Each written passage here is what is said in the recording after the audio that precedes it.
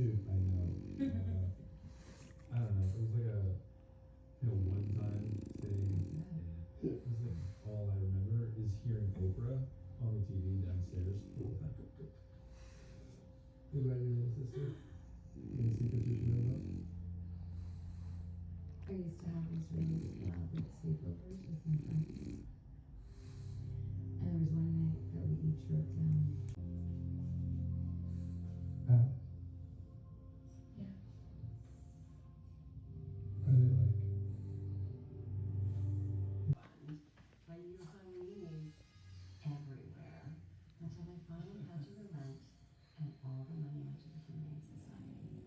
What? I thought I said no to for any questions. Fine.